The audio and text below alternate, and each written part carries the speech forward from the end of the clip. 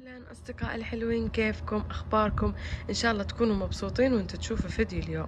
رجعت لكم اليوم فيديو جديد. اليوم راح أوريكم أشياء ذكرياتي، يعني سوالف، وراح أوريكم الأشياء اللي احتفظت فيها من وأنا في الابتدائي والمتوسط والثانوي، وراح أوريكم بعض من الذكريات، فخلوكم معاي. بسم الله نبدأ.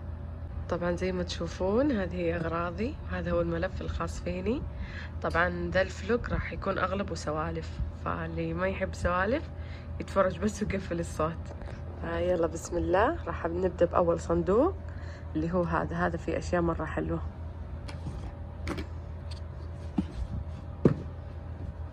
شوفوا، راح أوريكم إياه. بسم الله. هذا خليه بعدين. بسم الله. تتا، كله مليان أشياء حلوة، وكل قطعة من ذا الصندوق تعتبر حاجة ثمينة بالنسبة لي. فيلا بسم الله نبدأ من أي قطعة.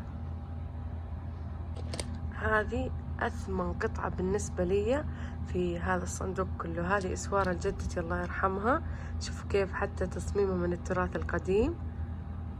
طبعا مرة ثقيلة، وما أعرف إذا الحجار كريمة أو لا، بس إنها ثمينة بالنسبة لي. حتى ريحتها لسه ريحة جدتي الله يرحمها. الله يرحمه ويغفر لها ويجعلها في الفردوس الأعلى بلا حساب ولا سابق عذاب بجميع موتى المسلمين. طبعا شكلها مرة حلو، وأتوقع أني بستخدمها في يوم التأسيس. طبعا لو تلاحظون في إكسسوارات كثير هنا، طبعا بعضها لسه جديد زي هذه جتني من واحدة من البنات اللي تخرجت في المتوسط. هذه كمان من صاحبتي اللي كانت معي في المتوسط، ماني قادرة استخدمها، بس كذا يكفيني إني أشوفها كذا وأتذكر الموقف اللي صار يعني. كمان هذا استخدمته فترة بسيطة بس، وبعدها شلته في الصندوق. هذا كان بنت خالتي لولو، أكيد بتشوف الفيديو. فشوفي يا لولو، أغلب أشيائك أنا محتفظة فيها. وتذكرون الهبة اللي هبة على هذا السلسال السحب ومدري وشو. طبعا اشتريت هذا، كيف عجبني إنه فيه زي الصقر ومدري الحمامة. وطبعا حتى هذا ما لبسته.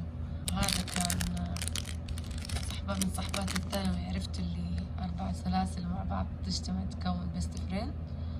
هذا كان جزء حقي. طبعا حتى هذا ما لبسته، ما يعني، بس كان معي زي كذا في الشنطة. وهذا كان هدية من خالتي. طبعا خالتي كنا بس نتلاقى بين فترة وفترة في الإجازات، فكانت مدة طويلة، ولما نجي لازم تجيب لنا هدايا، الله يعطيها الصحة والعافية. شوفوا حتى هذا العطر لسه جديد، ما أدري مبين ولا لا، ما استخدم، بس أحب أشم وأرجع العطر مكانه. طبعا الحين تشوفون كمان عندي عطور لسه في بعضها مليان، وبعضها لسه فيها أشياء يعني ما أحب أخلصها علشان تبقى الريحة. وهذه كانت بنت خالتي الصغيرة سوسو. شوفوا هذا شرابها مرة يجنن، احتفظ فيها للذكرى. وشوفوا كمان هذا السلسال عشق بالنسبة لي، بس حتى هذا ما قد لبسته، بس إني حطيته زي التعليقي كده على سريري. شو هذه جت هدية من خالي لما كان في المدينة، وجاب لنا هذه الهدايا. طبعا هذه هدية من أخوي لأن عجبتني سيفين ونخلة وزي كذا، وأعطاني هدية. كمان هذه السلاسل، هذه هبة فيها مرة، هبة مو صاحية، 2015 أو 16 تقريبا. اشتريت هذا، بس ترى حتى هذا ما لبست يعني، ما أدري ليه، بس إنه شكله كان مرة حلو. هذه كمان كانت مشهورة وقتها لأنه في شخص معروف استخدمها. صراحة أنا ما عرفت إلا بعد ما اشتريتها، يعني ما اشتريتها علشان ذا المشهور. فأول ما شافوها اللي حولي زي كذا، أوه زي هذاك وما أدري وش، وأنا ما دريت عن السالفة أصلا. بس صراحة رهيبة، أنا أحب هذه الأشياء اللي زي كذا. شوفوا، بس إني كنت أتمنى لو هذا لونها أسود كانت بتصير مرة بيرفكت. هذه كمان إحنا وبنات خالتي قلنا لازم نلبس زي بعض، فأمهاتنا جابوا لنا زي هذه. هذا عندي عطر لسه كامل، شوفوا كيف لسه مليان، حرفيا مليان، بس إنه ما راح أستخدمه. بسم الله، ما راح أستخدمه، راح أخليه ذكرى، بس أدخل أشم الريحة. وعطيتها أخوي فترة يتعطر منه، بس بعدين رجعت الصندوق. وهذه كانت هدية من صاحبتي في المتوسط، كانت مرة طيبة، ولما رجعت الفصل تفاجأت إنها أعطتني هذه، الله يسعدها. كان زي اليوم المفتوح عندنا في المدرسة، وكان يبيعوا قماش مخمل زي كذا ويكتبوا الاسم اللي تبغون عليه، فأنا تفاجأت إنها اشترت لي هذا. مرة ترى استانست عليها، ما بقيت أحد إلا وريتها هذه. كمان هذا العطر هو صح إنه رجالي، بس إنه بصراحة مرة عشق بالنسبة لي. من 2019 بالنسبة لي العطر ده مرة رهيب. شوفوا هذا، يعني تحسبونها من زينة أو شيء، بس ما أبي أصدمكم إن هذه انحطت براسي 2015. تخيلين شوفوا كيف، هذه حقت أعمال فنية، حقت جداريات شيء، بس شوفوا الله يسامح الكوافير اللي حطت لي إياها في راسي. شوفوا كيف كبيرة الظرف، شوفوا أصلا مش ما أخذتها. مرة كل ما أتذكر أنكر كان زواج أحد من قرايبنا، وطلبت تسريحة يعني تنزل شعري كذا وتسوي زي الفير خفيف كذا وردات يعني، وتفاجأت بعد ما خلصت إن حطت لي قبة الصخرة في راسي وحطت هذه جنبها. مرة يقهر، بس إنه ما استوعبت إلا بعد ما انتهى الزواج بفترة طويلة، يعني وقتها كان عاجبني وأنا استوعبت إلا بعدين. طبعا التسريحة مو عجبتني، ذي اللي كانت عجبتني وقتها لأنها لماعة كذا، فمرة كل ما أتذكر نفسي أضرب نفسي. شوفوا أصلا ما تنحط بالراس، إيش كبرها. وهذه كانت هدية من ماما الله يعطيها الصحة والعافية لما تخرجت من سادس 2014. وهذا البروش كنا مجموعة إحنا في الثانوي، وواحدة من صحباتنا اشترت لنا كلنا زي هذا عشان نطقم يعني مجموعة زي كذا. فمرة حلو البروش ذا. للحين ترى أحب البروش، للحين كل ما أشوف البروش ذا أتذكر مرحلة الثانوي والمواقف والأشياء الحلوة اللي صارت فيه، فالله يعطيها الصحة والعافية. هذه الميداليات في تحدي جاء عندنا في المدرسة اسمه تحدي القراءة، طبعا مسابقة إماراتية بس إنها كانت في الخليج كله، وشاركت فيه المرة الأولى وأخذت المركز الأول على منطقتي. المرة الثانية أخذت المركز الثاني كمان، الأول على منطقتي والثاني على المنطقة الإدارية كلها. بس إنه ذكريات مرة حلوة صراحة. هذا التحدي كان مرة رهيب.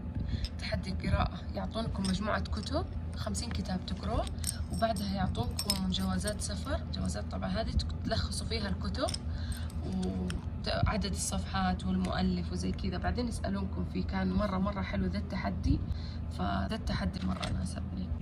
هذه هدية كانت من أختي، مرة أحبها، بس علشان فيها شبهة هذه العين فما صرت أستخدمها. وهذه كانت أول ساعة ألبسها، لبستها وأنا أول متوسط. شفتوا لسه في روح الطفولة فيني، شوفوا إيش اللي فيها. كانت مرة عجباني لأنها تتحرك، ما أدري إذا شوفوا مرة تجنن. طبعا هذه كنت أنا أحب أقدم إذاعات ومدري وش وحفلات في المدرسة، فكانت هذه هدية من الأستاذة اللي خلتني أقدم. طبعا ما استخدمتها هذه، بس إنها راح لونها مع الوقت. هذه كانت في أول متوسط،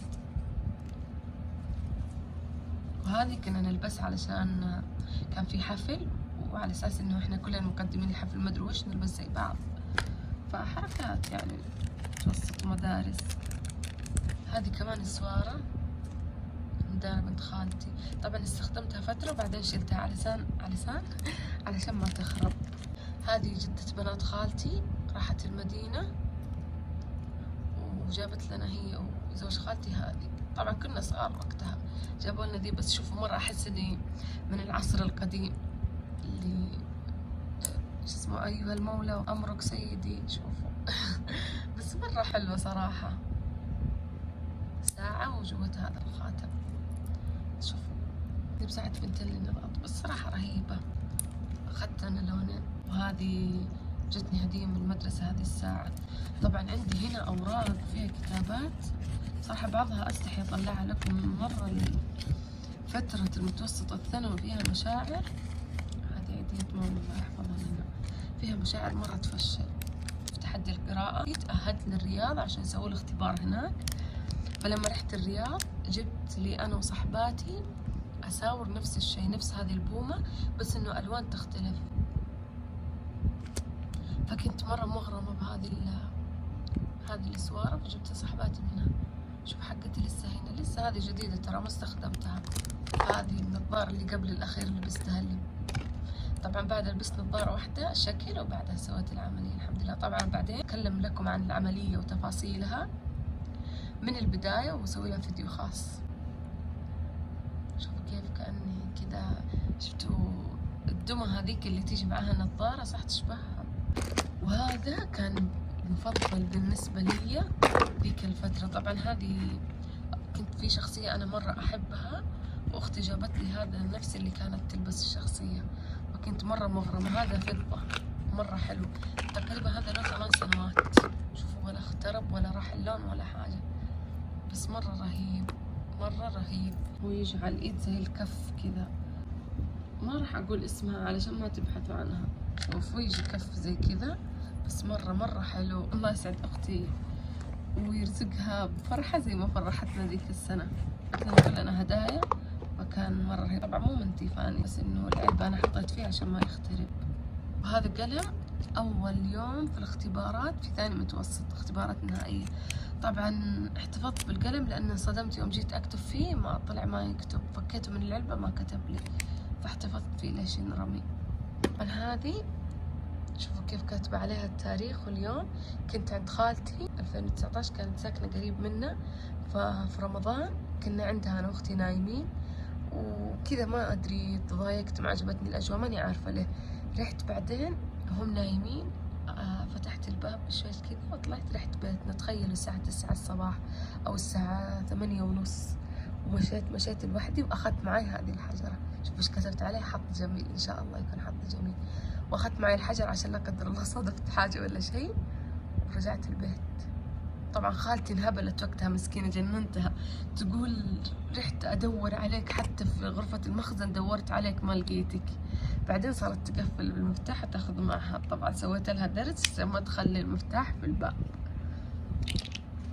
واخذت تهزئة محترمة صراحة، بس مو مرة عصبت علي أمي ولا خالتي، يعني محترمة من جد التهزئة. وهذه كمان تذكرون لما كلنا هبينا فيها؟ طبعا احنا بنات خالتي كنا جالسين مع بعض في الإجازة وكل واحدة تسوي اسوارة ونعرض نسوي سوق بعدين في الصالة كذا البعض ونعرض اللي يبغى يشتري.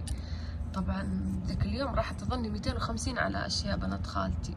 هذه من دانا بنت خالتي سوتها لي، طبعا الله يسامحها. شوفوا حتى ما كانت تجي علي بس عشان أجبر خاطرها اشتريتها، وأنا ما حد جبر خاطر اشترى من عندي. شوفوا كيف والله إني طيبة. شوفوا كيف حتى التقفيل حق الإسوارة والحركات مستخدمين لونين. طبعا كان عندنا بوكس كبير زي كذا وأكبر. أنا أول ما اشتريت كلهم بعدين زعلوا قال ليش ما تشترون زي عايشة وما أدري وش وأطفال، بعدين راح اشتري لهم زي حقي. وهذه كمان هدية من صاحبتي اللي أعطتني القماش المخمل كمان. هذه كانت وأنا أول متوسط، وهذه والقماش هذا كله وأنا أول متوسط. وهذه يا إلهي هذه كمان تحسبوني ماخذاها من شجرة أو حاجة زينة مزهريات، بس ما أبغى أصدمكم بس إنه هذه كمان انحطت براسي مرة شيء كهرت. شوف أصلا ماخذاها من إيش. شوفوا سوت لي فير، سوت شعري فير، بعدين رفعت جزء من خصلي كذا على الجنب ما أدري كيف، حطت هذه ورا أذني. طبعا مرة يقهر. شوفوا حتى أصلا ما تنحط بالراس ذي، بس شو يسوي اللي يقهر إنه دافعين عليها فلوس تقول الزينة وما أدري وش. مرة يقهر. كل ما أتذكر يا ليتني أمسح هذه من ذاكرتي من غير شر يا رب. بس يقهر بالله يا ناس، هذه تنحط براس، هذه تنحط براس أحد، وهذه تراها كبيرة، هذه تنحط براس. مرة يقهر. كمان هذا أختي طلعت، أخواتي طلعوا وأنا ما طلعت معاهم فجابت لي هذا هدية الله يسعدها. طبعا الحلو فيه إنه ينور في الليل كذا، ضوء خافت بس مرة حلو. شوفوا هذه عينة من عطر، مرة العطر هذا رهيب، بس إنه لأنه راح من الشركة للشركة اللي سوت العطر بعدته فمحتفظة في العينة حقت العطر. طبعا بنات خالتي قبل ما يروحوا كانوا يكتبوا لنا رسائل زي كذا. هذه رسالة من بنت خالتي دنونة بس ما فهمت هذه. تقول وإن شاء الله لا إيش؟ لا إن شاء الله لا أنسى الحد قصة لا أنسى أحد، ما أعرف إذا أنا إذا قريتي ما عرفت إيش تقصدين هنا، فروحي قولي لي إياها على الخاص إيش تقصدين. وإلين هنا يكون خلص الفيديو أصدقائي. طبعا الفيديو شوي طويل فقسمته لكم على جزئين. خلص الجزء الأول. شكرا أصدقائي الحلوين على المشاهدة، أشوفكم في الفيديو الجاي، إلى اللقاء.